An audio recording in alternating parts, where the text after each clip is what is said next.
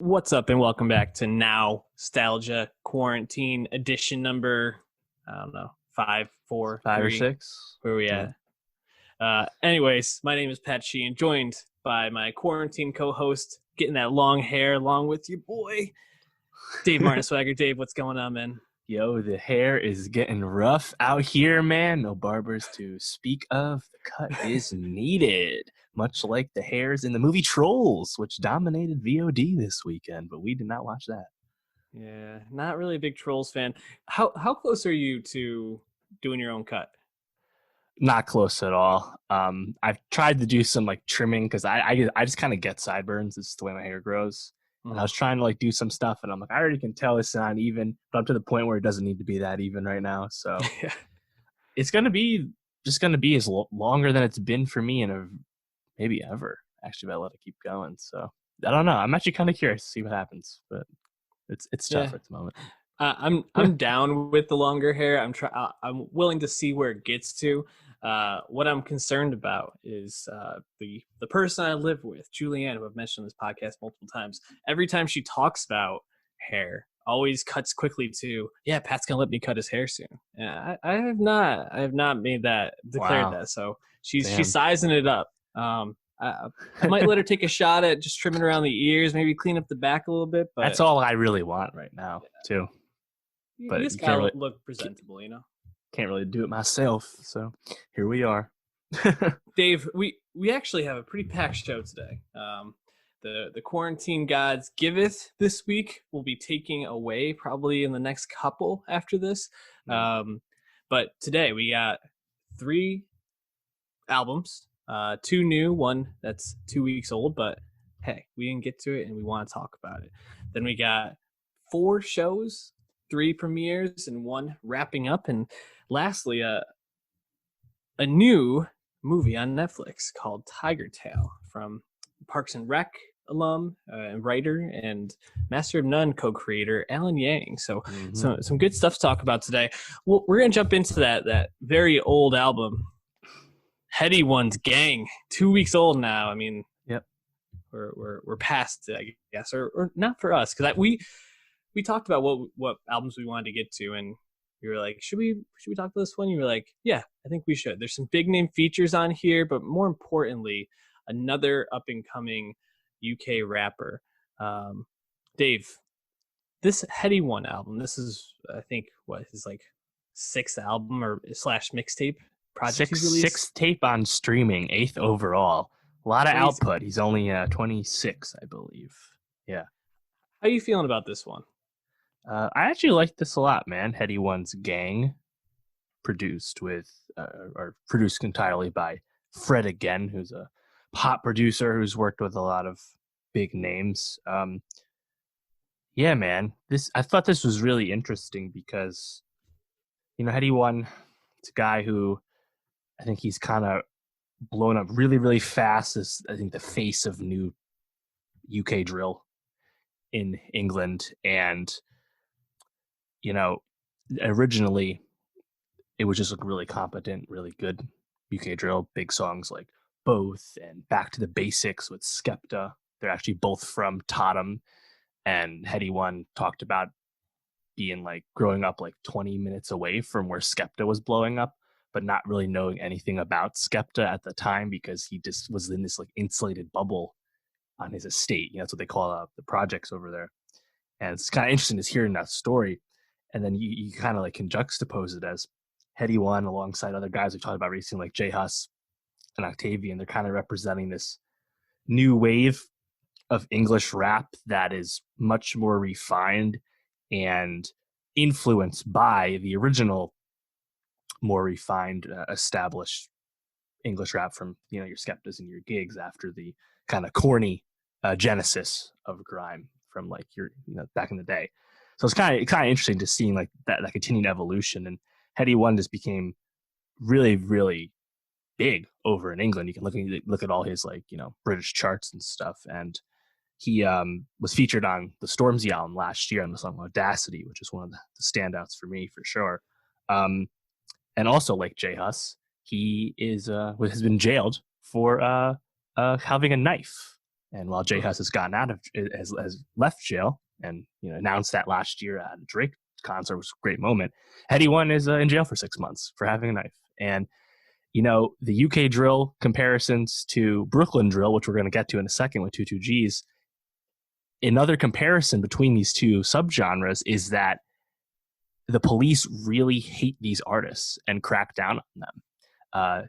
Just like Brooklyn drill artists not being able to perform shows in New York City and having Rolling Loud kick them off the bill last minute. Headie One's had his shows shut down in London. And there's been other lesser known drill artists that have been arrested for performing their songs.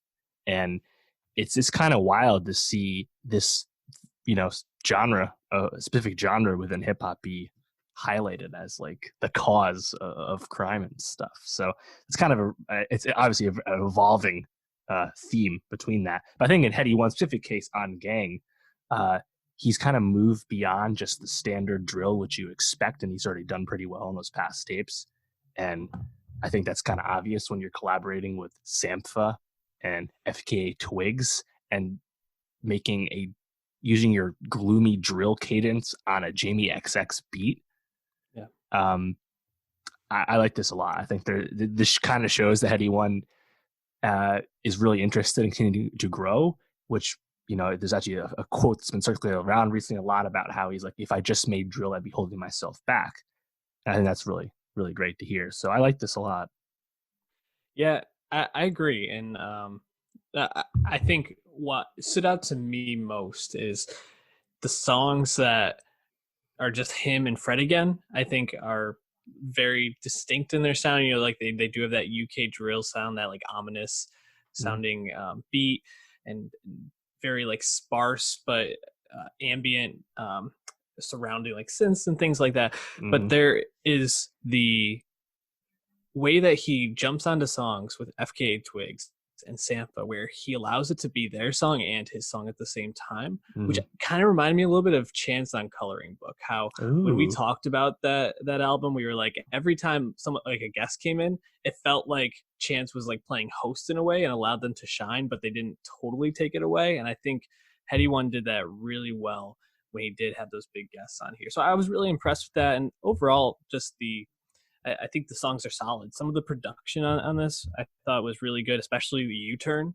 I really enjoyed the way that they had that. I don't even know what instrument or sound it is exactly, but it actually pops up again on 22G's Growth and Development on the song.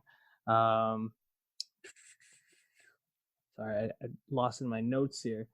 That makes a lot of sense, though, because all of the beats for the hit Brooklyn drill songs are from English producers. UK drill has directly influenced Brooklyn drill. And of course, UK drill just took this from the original drill in Chicago, at the beginning of last decade. So it's kind of interesting how it's all been connected and moving around. And I didn't actually catch that. That's interesting to hear, though, that you could really hear the sonic connection between the two artists. That's why I wanted to talk about both of them. Yeah, sorry to clean that up. Know Me is the song from Gang that I noticed was the same as U-turn. They had like the same production style in there. There's like a one song or one sound that's kind of is the same in both of them that really stood out, and I thought it was great. Any tracks from this that you really liked or thought were just bangers? Yeah. I like, as far as solo Headie tracks, him and Fred, I like Gang the most. I liked all the collabs, but I thought Soldiers was a big standout with Sampha, just because that was a really awesome performance and just presence on the song from Sampha really throughout the track. And then the Jamie XX song is just cool because of how I think unique it is, having drill mixed with like dance. That's just quite unusual. So those would be my highlights. I agree. I think those are the two that stood out. And Gang was really solid. We already put Soldiers onto our Nowstalgia Best of 2020 playlist, so check that out. Give it a follow. Share with your friends. Stay up to date on all the best music. And now we've already been talking about it, so let's just jump right to 22Gs or 22Gs, Growth and Development. This, again, another young rapper who's put out a lot of projects on streaming already. I think this is like his second official album. But I think there's like 4 or 5 mixtapes from starting in 2017 up till now Mhm. that are also on Spotify. I can't remember. Did we say he's going to be one of the XXL freshmen, or should be?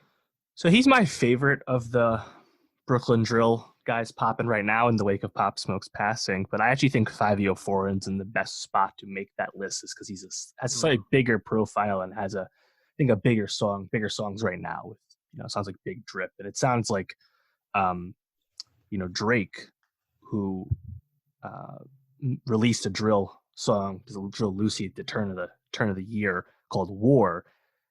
Talking to the producer, AXL Beats, he basically said that Drake picked up on this and wanted to do this after hearing some 5 songs. So I think 5 is in the lead, but 22G's is my personal favorite just because between last year's The Blicky tape, Growth and Development that we just got, man, he has this aggression that he brings with his flow, with his delivery. It's just so menacing, just so grim. And it's exactly what drill music is. It's about telling you about that street violence that has impacted the lives of these artists. And in 22G's case, I think he just has a real presence on the mic. Songs like Cash App, his flow on 4 times, like I think his shit hits, no questions. That was awesome. He just it's really great, I think, and it's really cool just to see all these guys pop in Brooklyn right now because they're all riding these UK producers, AXL Beats and 808 Mellow. They've made the biggest songs for pop, 5 22G's, and Chef G and Smooth L. All the biggest guys in Brooklyn are basically using the same 2 producers. It's kind of nuts.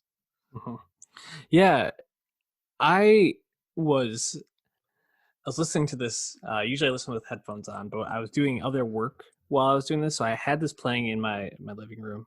And Julianne, who I mentioned before, was listening. Julianne, not a big fan of rap, just in general. Like, she likes the popular stuff, but isn't really deep into this. And I look over, and she's headbanging along to these songs, and I was like, yeah, this album fucking goes. And that was like, I was enjoying it, but I was like, I don't know if this is really something Julianne would like. And she liked it. And I think that just speaks to the quality of not only Tutu's ability to make songs that are drill. I mean, like, I think if there's one critique for me, almost every single song starts out with like that ambient noise, and then there's finally like that really hard beat drop. Maybe you could switch it up just a little bit in terms of sonic structure. Sure. But once the songs get going, these songs are undeniable. And I know you said 5 is probably the favorite right now, and I think all your reasoning makes sense. But 22 seems to be, from the artists we've talked about, seems to be a worthy pick for XXL if he doesn't make it. Yeah. I already mentioned U-Turn, and you mentioned some of the producers that he's working with, those UK producers. I think they really stand out on this as well. But I thought Pop Out actually was probably my favorite song off this, just a really fun, go hard song. Cash App is obviously just catchy as fuck. Like, there's really well constructed songs here, and a lot to like.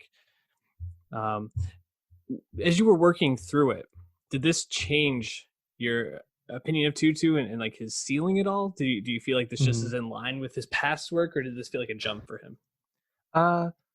I think it's a continuation. He really blew up back in end of 2016 with Suburban. That was like the first Brooklyn drill song of any real consequence. But then he had some legal issues and was in jail for a time. He didn't really get to rejigger his career until last year with the songs leading up to the Blicky tape. So I think he's just kind of got that footing back, and he signed to Atlantic Records, and he's actually also really affiliated with Kodak Black. Probably not the best guy to be moving with right now. Kodak's obviously in prison right now, but I think this is just kind of the continuation. He's still not really well known at all. He's not super famous, so I think there's hopefully one of these songs can really just pop for him, because I think he clearly deserves a much bigger audience, but it seems to be quite local still right now. So yeah, I think he's, I think technically he's probably calling these tapes, but even if there's an official debut album on the horizon, I think all these guys in general, even 5 who's a little more famous, they're just trying to really just elevate this buzz. So yeah, no real change in, I think, guess evaluation, but I think he's already just really impressive from a technical aspect. That, assuming he can keep everything in order, out in the streets, I think we're gonna get a lot from him. Definitely. A- any song to you that you feel is just like head and shoulders above the rest? Honestly, I would say no. I for the Blicky tape last year, there was songs that I thought really stood out, like "Spin the Block" with Kodak was my Mm. obvious highlight. And I guess for this case, we have uh, was it Suburban Part 2 and Blicky Gang Freestyle. Those are previously released singles. I guess those are the highlights of sorts this time around on Growth and Development, but nothing quite jumped out at me as much the way they did the last time. But maybe that's because he was newer to me then. Yeah. Yeah, I felt like these songs were just solid all the way through, and that's kind of what stood out to me. Was it wasn't I think Cash App's probably the catchiest of the songs, just because that hook is just very catchy and undeniable. But overall, I just thought it was a really solid, well constructed album that speaks to a rapper who's really growing technically and just continuing to put out solid stuff. So looking forward to hearing more from Tutu. Um, well, we stay in New York City now, but go to a different genre, different part of the city, I guess. The Strokes. Yep. Dave, not much of a Strokes fan, right? That's correct. Yes, I've listened to not a big all of Strokes the. fan. I've listened to all the Strokes I made you albums. listen to this one. Yeah, man, it's wild, dude. Oh. Listen to all the Strokes. Listen to all the Voids, which was rough. Let's go put it that way. But yeah, I'm very interested in the Strokes. I think they're a very interesting story, and obviously a very important act for obvious reasons. But yeah, I'm just more like, I guess, interested in their impact and influence and how they affected New York at the time more than the music itself, which is not really my jam. Yeah, the Strokes. It's interesting, right? They were the main focus of the book Meet Me in the Bathroom, um the oral history of rock music in the scene in the early 2000s in New York City, and for good reason. I mean, the Strokes, when they first came up, were an incredibly exciting band and kind of tapped as like the next people to carry the torch in New York City for rock music. Is This It? Their 2001 album, some of the biggest indie rock songs of the decade with Reptilia, Someday, Last Night, Hard to Explain, just hit after hit. Room on Fire and First Impressions on Earth, both pretty solid. And then there was a 5-year hiatus. The band kind of went their own ways. Albert Hammond Jr., who I think we've talked about one of his solo works on the pod. I think 2 years ago, I think the last one. I think so. Went to do some solo stuff. Julian Casablanca is the lead singer, kind of in now, and they've all had their own various issues and relationships and things that kind of pulled them away from music.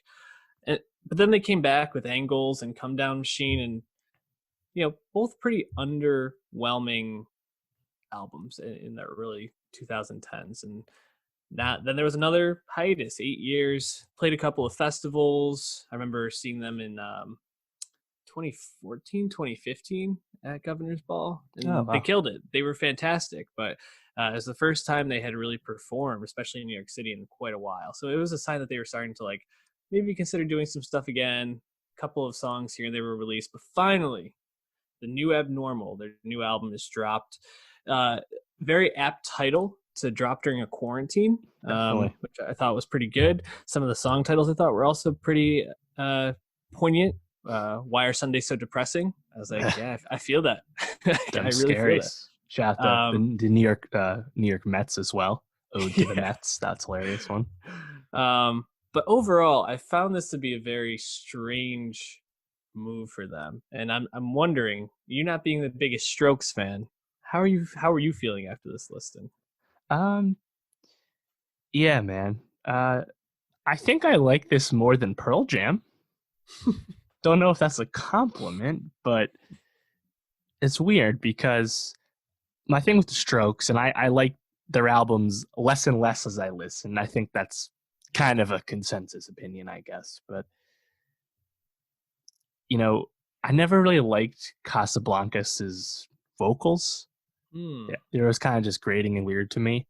Um, but like the drums are pretty good on this album, and they've always, it's good guitars. They're in that lane. But I don't know. I found this kind of easy to listen to, even if I wasn't really like tuning in super hard. I don't know, man. Like, again, it's weird. Like, I think because I found Gigaton so like in my face, like messy, and Eddie's just kind of warbling around. That was like really easy for me to check out on. But this, I was like, all right, I get it, I guess. But I also like, I'm not like someone who's been used to being disappointed by the Strokes for 15 years, the way, or 20 years, the way, people that were there at the time back in '01 are like. So, Mhm. so maybe I'm in more of a position to be okay with their music. I don't know. They're such a fascinating band. Yeah. Do you know who produced this album? Well, I see Rick Rubin, quote unquote, but Yeah. like, What? was there any Rick Rubin influence? He probably gave him a few fucking suggestions, and that was it. Like, Yeah. what the hell does that I, mean? I was really surprised to see that, and it's actually interesting. So, um, where as I was kind of listening to this, I've listened to it twice through. It's not too long. It's like I No. think 50, yeah, maybe like 45, 50 minutes. Yep.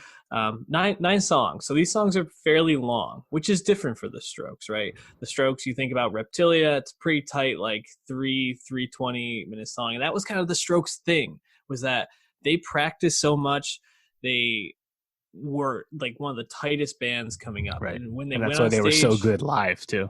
Right, yeah, that's the thing, is that they went up and they played the songs exactly the way that you knew them. And Casablanca sounded almost exactly the same. This almost feels like uh, the Strokes moving into like that next stage of life, what it means to be older, reflecting on things. And it feels almost like they're saying we as a band need to change because Angles and the come down machine, we're not that band anymore. We're different people now. Obviously, Casablanca has been a lot more interested in the voids recently, Mm-hmm. and He's very open also, about that too. yeah, and also I think working with um, like more EDM. He was featured on Daft Punk's most recent album, Right. and what I think that was one of the singles that they dropped too. And you can kind of hear that, like the first track on this album, the adults are talking, starts off with just like a drum machine, like it's just like a very Right. like EDM sounding beat to start it off. I think that kind of sets it off as them pulling from what they were interested in back in the day, what their influences were. There's very clear 80s influence. I mean, Billy Idol and the Psychedelic Furs are uh, listed as contributors to two of the songs in the middle of this album, Right. and It's like the it same really sounds, melodies. yeah, it really sounds like they were just going for that like soft rock um 80s sound that they all probably grew up listening to and vibing on. That's kind of what this album ended up being. Now, does that make the music good?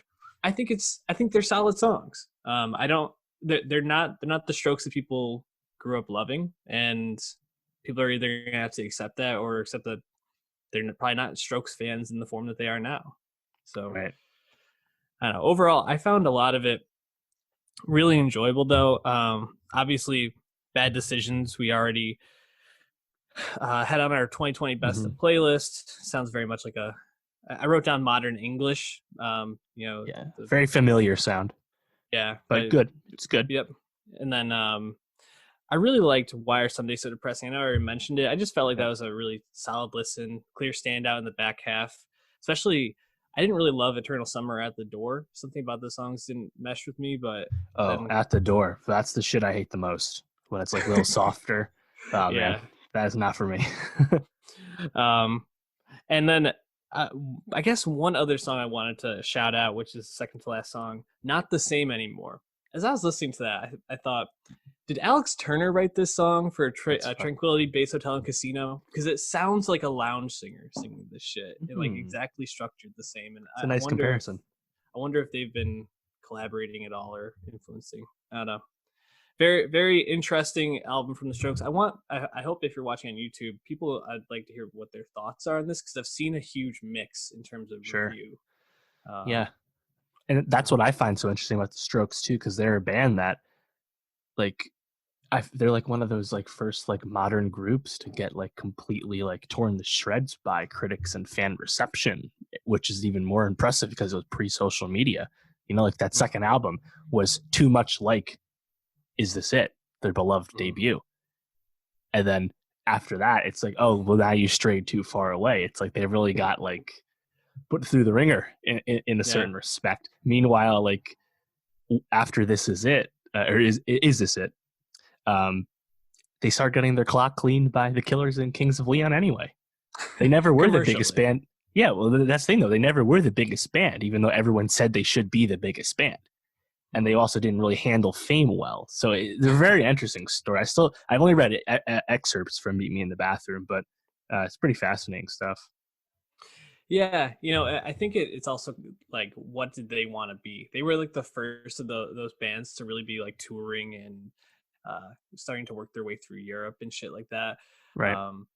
But they were always about being rock stars. Yes. Brandon Flowers, Hell no. and the Kings of Leon guys a little bit more. Like, they've famously had a lot of substance abuse issues, partying issues, multiple canceled tours. Mm-hmm. But the Killers were just like, we are making hit songs, and that's what we're gonna do. Right. After Hot Fuss, they were like, okay, need to turn out another hit. Like, right. And it's just totally different ways of going about your right. business. I mean, you think of the Strokes. I think you tell this to people now, they shake their heads. But the Strokes were like, "Nah, we don't want that Heineken money, bro. We ain't doing your ad. Sorry, that's unheard of now.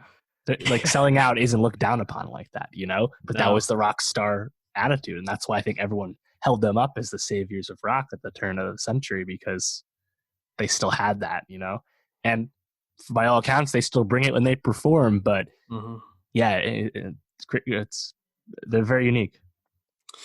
I'm interested to see how these songs are going to translate live, because their shows are very much still like tight and almost samey in a sense. I think I've seen them twice now, and they bring a really fierce energy when they play. Especially if you see them in New York City, you just feel. And these songs aren't going to fit with that. So I'm interested to see how they kind of fit these in. Definitely want to catch them live whenever we can go see live shows again, which might not be till end of 2021. I'm seeing. So I'll check in then. TBD. Anyways, moving on to Netflix and Tigertail. Alan Yang, the Master Nun co-creator, Parks and Rec writer, and overall seems like pretty thoughtful guy, dropping this tale about the story about immigration and about tigers, right? The sequel to Tiger King, Carol Baskin, right? There actually was a Tiger King like 8th episode dropped with Joe McHale following up with people who were interviewed. Oh, that's why Joe McHale was trending. I didn't bother checking out what that was. Yeah, people were roasting him because they were saying he was too mean to the Tiger King people. I really could care less how mean he is to the Tiger King people. Mm-hmm. But anyways, Dave, Tigertail. Is this a good movie? I liked it a lot, man. At the end, man, I was moved. Yeah, I did like it. It's quite short. It's only like sub 90 minutes, right? Like 80 something minutes. Mm-hmm. I didn't expect, but I thought Alan really told the story well. It's a biographical in a certain sense about his father, about his father's journey from Taiwan to America in the 60s and that immigrant experience. But ultimately, it's just a really personal story. And I thought the acting was really great, even though no one's really famous in this film. I guess Zima is the most notable one, just because he was the dad in The Farewell, so he's a little more recognizable. But I thought everyone was really great, and I just found it moving at the end. What about you? What did you think? I thought this was. It's funny. Expectations play such a big part into how you see these things. Definitely. And how you experience them. I thought it was really well written, really well told.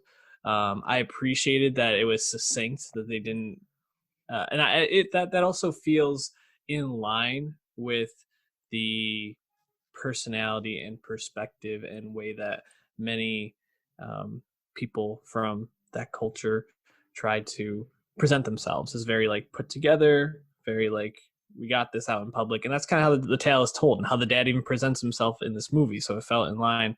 I wouldn't say I necessarily enjoyed all of it. I think there were some parts that I was left feeling pretty frustrated with, and I think that's kind of what he wanted you to feel at points. Like, man, I just wanted to be like, why are you moving to America right now? Like, you obviously have so much better stuff going on over here. Like, please don't do this.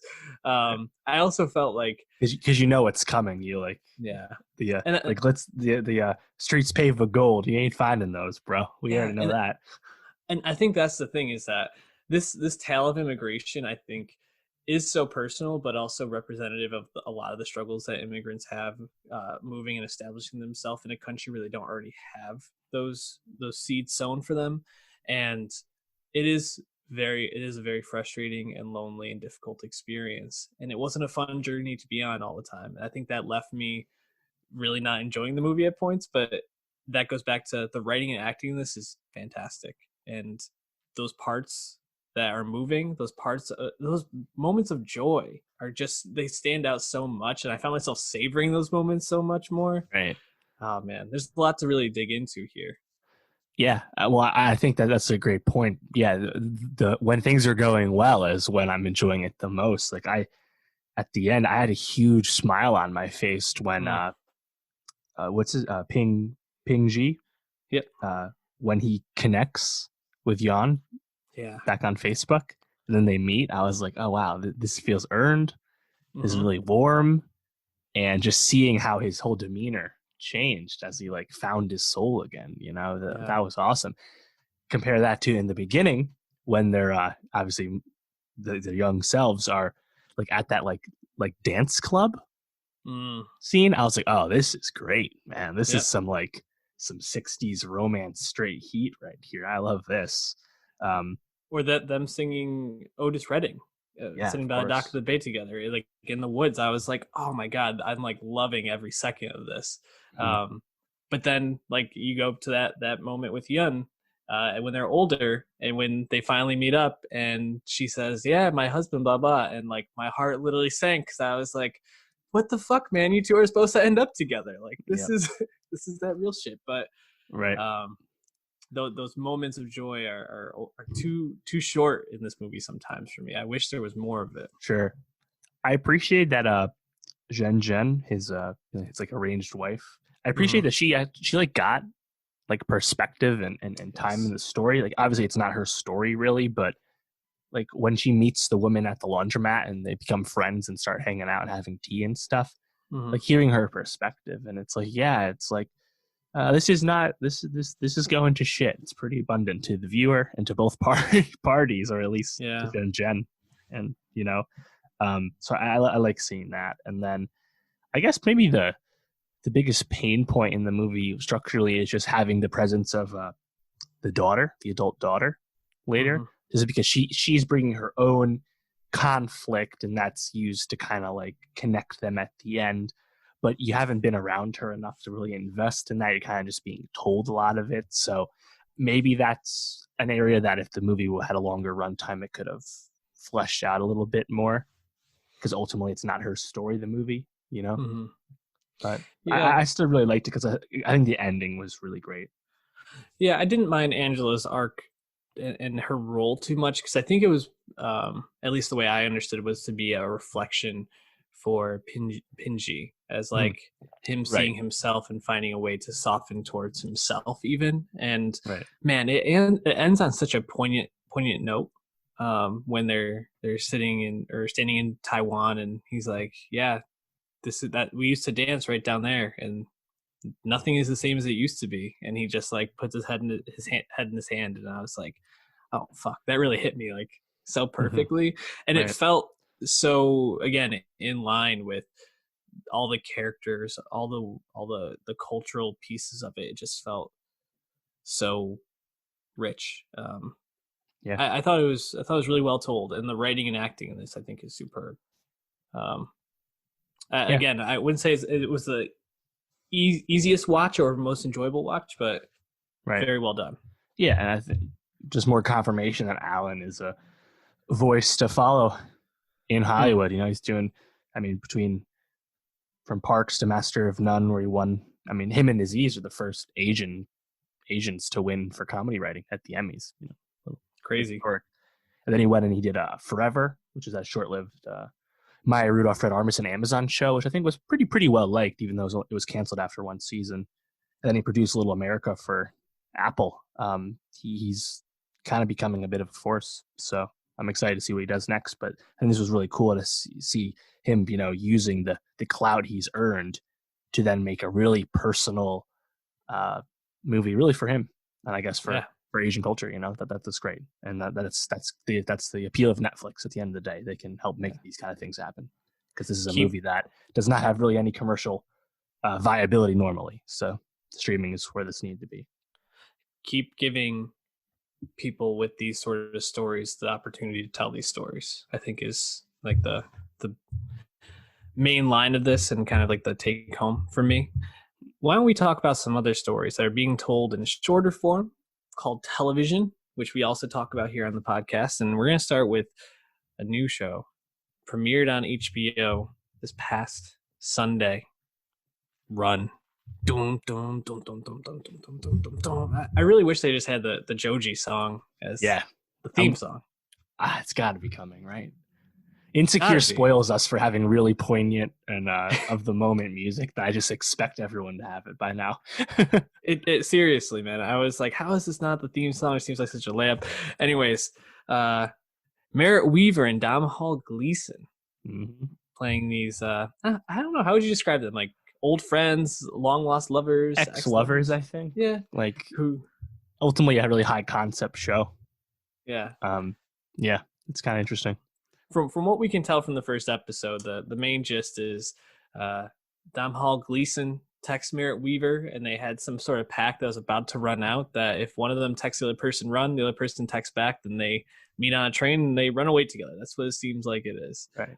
They dropped everything in their lives. You know, Merritt Wever literally went from a parking lot where she was about to go to yoga to the train where they met up, and we're not really sure where Gleeson was beforehand. It seems like Weaver's going to be the main character, and Gleeson kind of the supporting role here. Yep.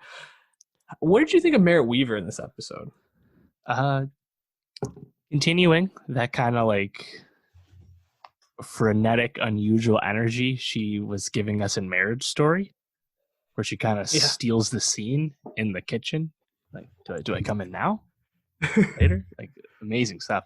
It's kind of more of that, which is funny because ultimately she's like a really accomplished, not famous actor. Two Emmys with Godless and Nurse Jackie. She was really acclaimed and unbelievable last year as well. So she's kind of like quietly a force on television. But this reminded me a lot of Marriage Story, where it's just like those kind of unique quirks that she can kind of just embody in her performance. So that was really good.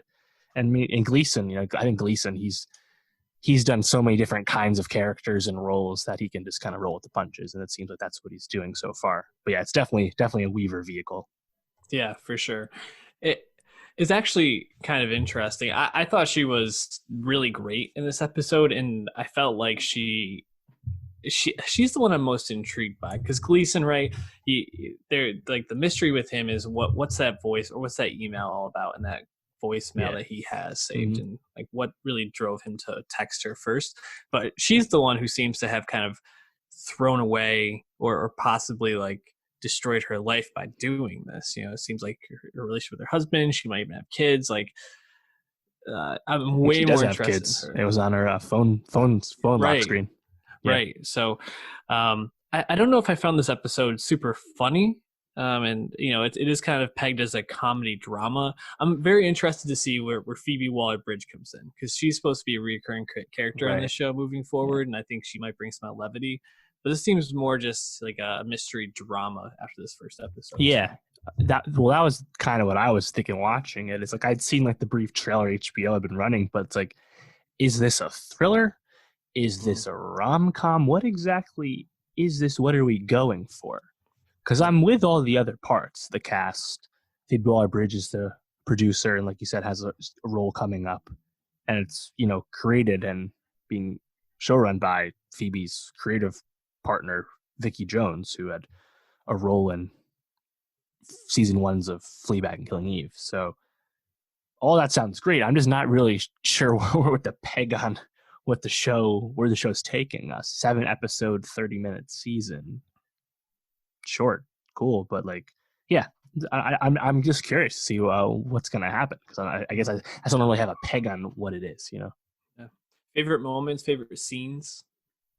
When they're jerking off in the train bathroom was hilarious. Yeah, that was was awesome. the scene that stood out for me too. I was like, all right, they're just doing this, I guess. I also really, for some reason, the scene where Gleason thinks that she didn't come back, and right. He's like running through the train car crying. That really stood out to me as just stylistically. I thought that was beautifully shot, but also I think that kind of shows Gleason is definitely underrated in my book. I think he's a much great. stronger actor than people give him credit for. Yeah. Hux. Yeah, the general. Yeah, I was expecting that scene there. I think I was like, are they going to fake us out? Or is Gleason going to get off because he thinks she didn't get back on? And then she does get back on. I was like, no, they can't separate them this fast. So yeah, that was good though. Waiting for the Jodie drop. And just want to hear more. This is cool, for sure. Definitely intrigued. We'll be keeping up to date with that. Talking about it. Should be ending end of May or early June. Insecure also came back with season 4. We talked about season 3, I believe, when it last aired. What, 2 years ago? 3 years? 2018, end of 2018. Jeez. So Issa Rae is back with the whole crew. This was an interesting episode of Insecure because, the vision of her new TSA boyfriend clapping his cheeks.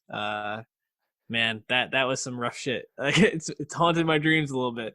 But other than that, I think it feels like it builds on character growth while also kind of keeping them in the same patterns that they've been working throughout the show. Like, they're a lot more honest with each other and aware of their issues. But does that mean that they've actually moved past them? And I think that that's really smart writing from Issa, and that sets up kind of the conflict for the season well. How are you feeling after this first episode? Yeah, I think that's a good way to put it, just because I think some light criticisms of the first 3 seasons, and this is going to be the final season, the characters would make similar mistakes frequently, and the character dynamics ultimately were pretty static, even if a lot of things are technically happening in the characters' lives. But it looks like we're being set up for a bit of more conflict with Molly and Issa. Mm-hmm. I'm not expecting anything drastic. I think Insecure kind of played its hand last year, where when it brought Lawrence back into the fold, when Jay Ellis came back, we realized that the show wasn't going to take any big swings ultimately. So I guess I kind of just rejiggered what I want the show to do for me.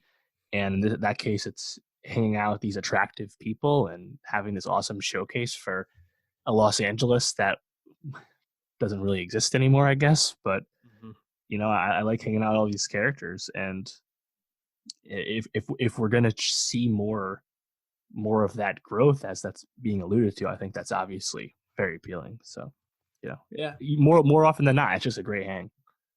Yeah, and that's the thing with HBO with Insecure, is it really is like comfort food in a way. And we talk about that with like Parks and Rec or things like that, but I think just the way the show is structured, the way that the conflicts are never super like life or death or super heavy, but still are intriguing. It's almost a bit like a reality TV show, in a sense, which I obviously enjoy. I talk a lot about that on the show.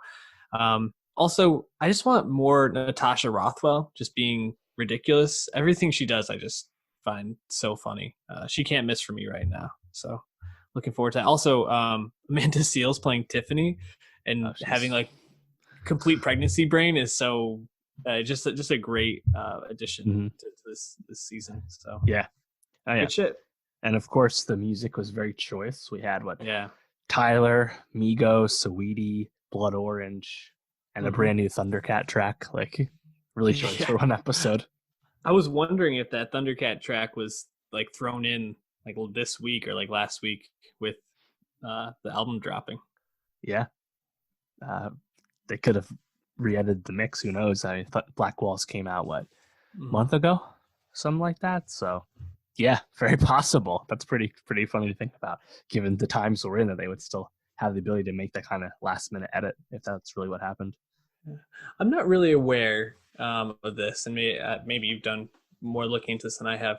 So they HBO recently gave Phoebe Waller-Bridge like that deal to like make shows with them and No, develop it was Amazon, programs. Oh, it was Amazon. but Okay, it allowed her to do other things. So it's kind of yeah, interesting that Run was being on her first. HBO, and she hasn't actually done anything for Amazon since the deal came out. Obviously, the Yeah, deal was after Fleabag. so that was Amazon. I wonder if HBO would ever invest in East. I'm sure someone will. I think she has a You know, deal actually. That sounds familiar. but you know, a young black woman telling these sort of stories that really hit with people. And she's obviously been blowing up recently. She's been starring in a couple of movies now. How well those movies did, we don't need to talk about, Mm-hmm. and we didn't talk about on the podcast, but certainly a voice, and it's kind of, I think the theme of today seems like is identifying voices to invest in moving forward. Right. Yeah, she did sign a deal with HBO when Insecure started, and then it also looks like she recently linked up with Columbia Pictures for, I guess, movie production. So, yeah, she's very much an in-demand creator. Yeah, absolutely. All right, wrapping up with two dramas on not on HBO. We're moving off. We're going to start with Killing Eve, season 3, third installment of the series, and it's already been re-upped for a season 4. Mm-hmm. Back it's uh, Susan Heathcote show running this time. Obviously, the most famous showrunner, Phoebe Waller-Bridge, the one we just talked about. Still executive producing, but I think that's more just she was the original creator, so she gets that bag still. Uh-huh. Talked about season 2. Bit of a drop off, we felt like, in terms of interest and quality. Felt a little bit like the characters were spinning their wheels a little bit. I Just think a just challenging narrative to yeah. invest in and understand ultimately, because season 1 was just so tight and excellent and operatic almost. It just was naturally a drop off. It's just the way it happens when, I guess, brought the show back. Yeah, but I think the thing that was consistent was Jodie Cutler. That she was, she's always a scene stealer. Just fun to look at, fun to watch, always interesting.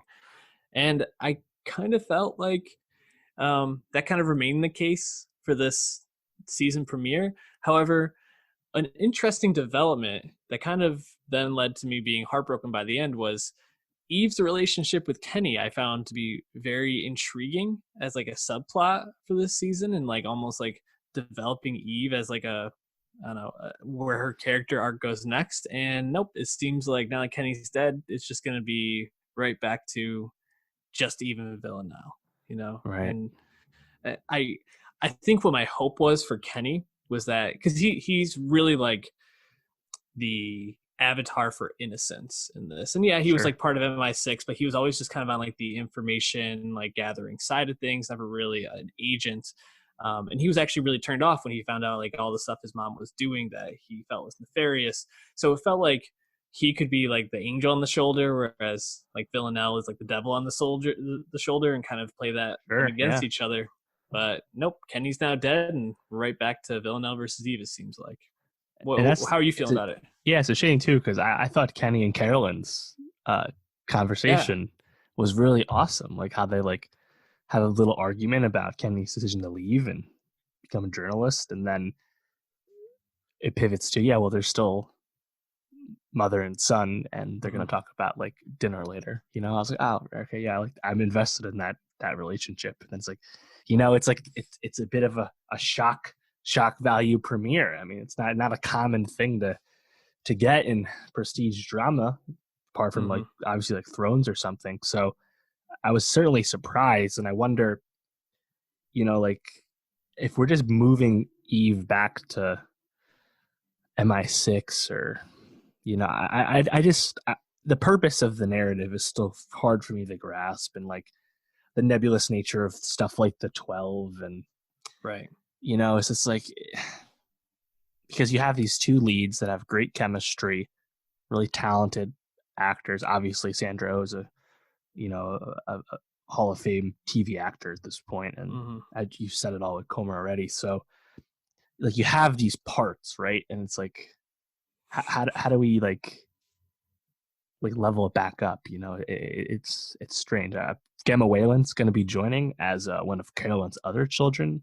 That's Yara Greyjoy from Game of Thrones, and that's cool. I guess I like her. And then of course we have Harriet Water, who is like Villanelle's new handler. We had just seen her on Succession, as the mom last year. So I like these presences, and I like all the performances, but the storytelling is just, I don't know. It's just hard for me to invest in, because maybe it's unfair because season 1 was just such like an awesome like take on like the spy genre, So I don't know. And we already know that season 4 will have again another showrunner. It'll become Laura Neal's show, who was a sex education writer. So I don't even know if that's necessarily the source of the issue, to be honest, is moving showrunners. It's just that I think it's pretty clear that season 1 was written as a self-contained thing, and that Villanelle, who's like been so eye-catching as someone who can like kill people in all these crazy ways, is a really talented assassin, and of course, given all that with a magnetic performance, it's hard to keep that going. I think that momentum going, especially when spoilers, we're not killing Eve. That's not going to happen if you keep the show going. And like when Villanelle shot Eve at the end of season 2, it's like, well, that's obviously not going to kill her. Like, we already knew that the second she fired the bullet. So it's like, I'm just struggling with the story a little bit, but I like all the other parts, so I still enjoy watching it. Yeah, and I think I love that they keep trying to give female showrunners some shine in this, and an opportunity to create based off this. But the story was originally based off of a book, and the Villanelle novels. But I'm wondering how much they've gone like off those books now, or if the first season was mostly what they used, and now they're like creating their own story from that concept. I without reading the books, probably hard to say exactly, but I think your critiques make sense, and I think they're right.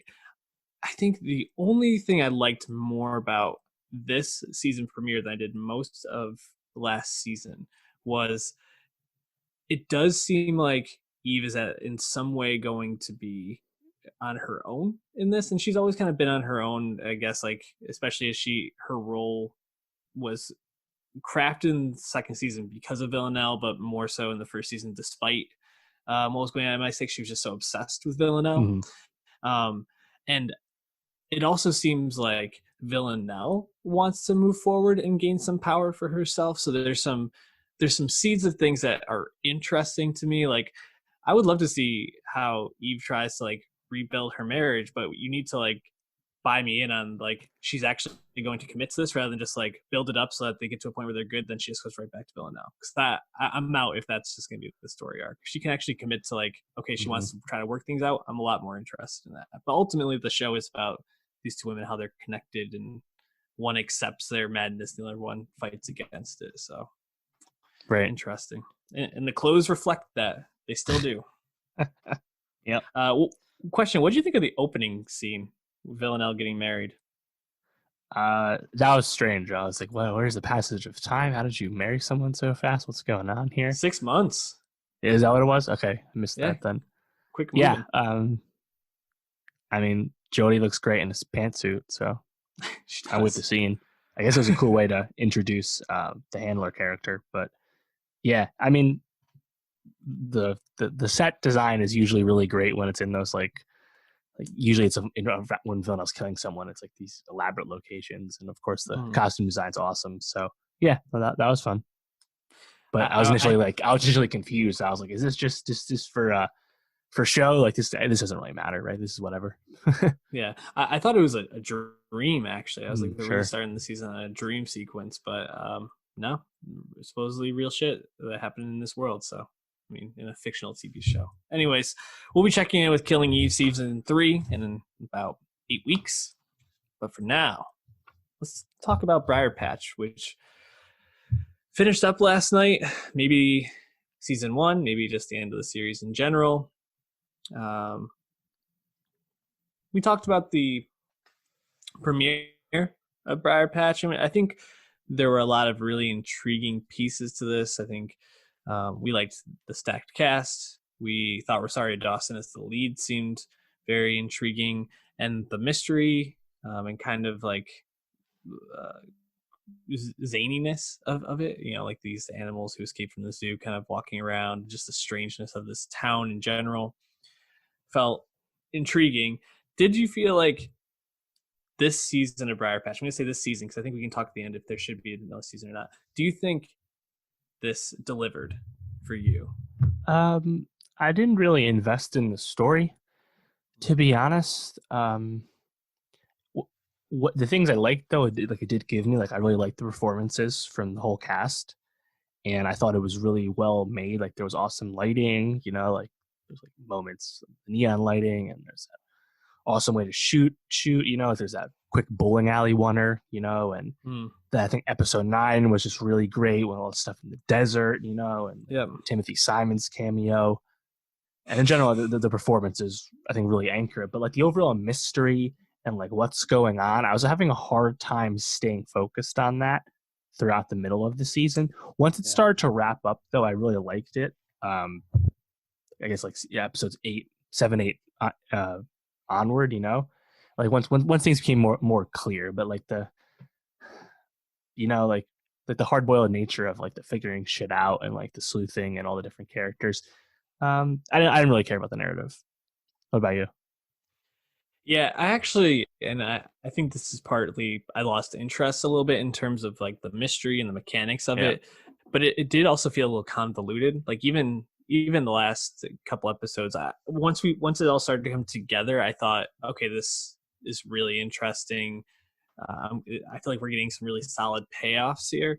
I still was like, man, so this person was doing this for this, and I guess what it really boils down to is what is it? Eve? Is that the Eve? The yes, chief.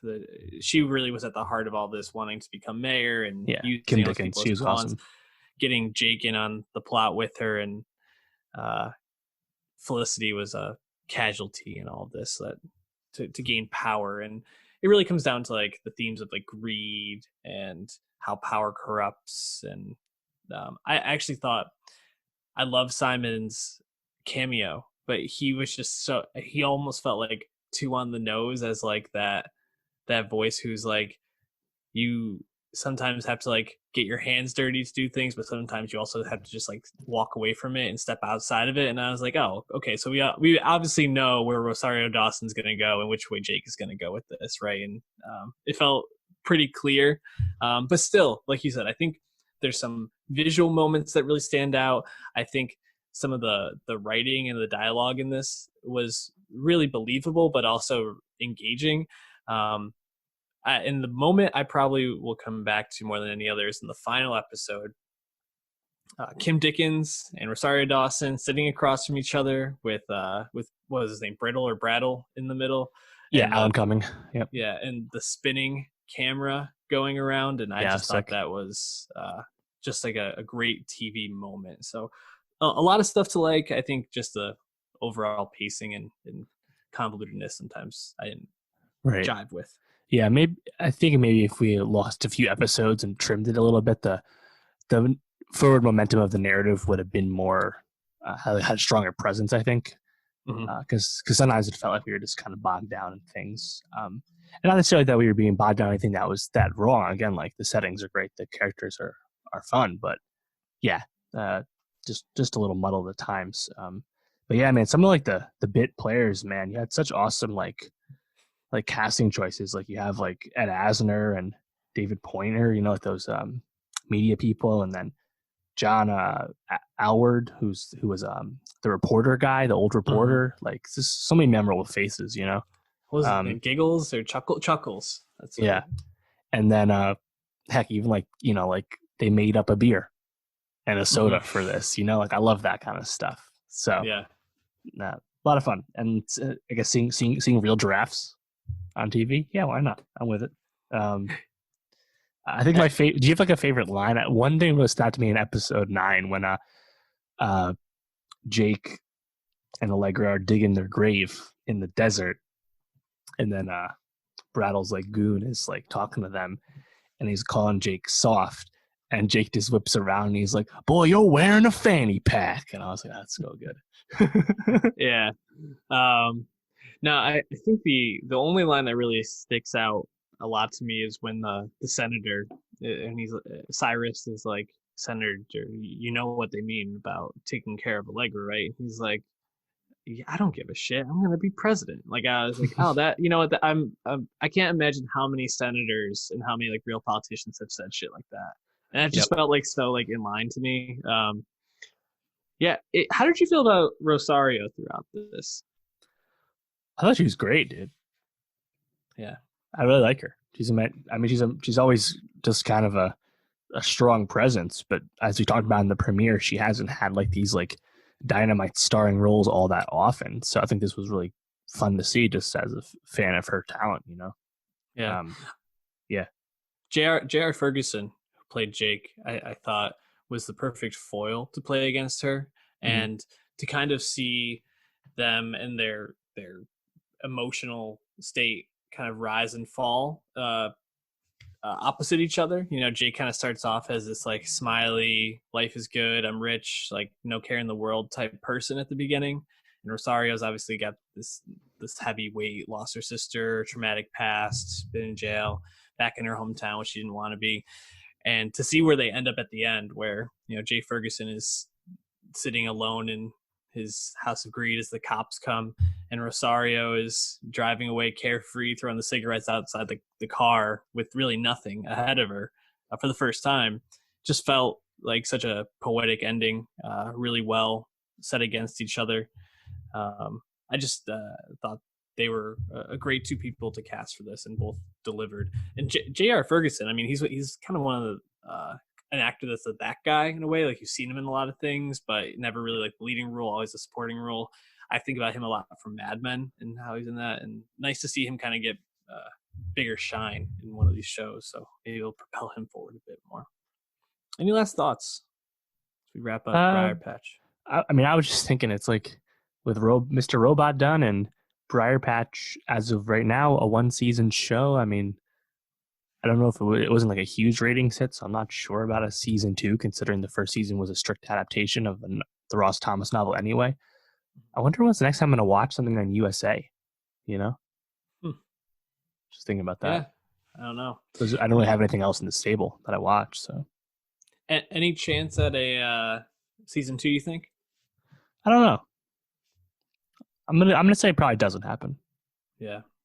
I would be surprised, especially seems like you'd have to have Rosario to do anything with this moving forward. I don't get the sense that she wants to make a season 2, especially as she becomes a Jedi now. So yeah, exactly. Getting that Star Wars bag.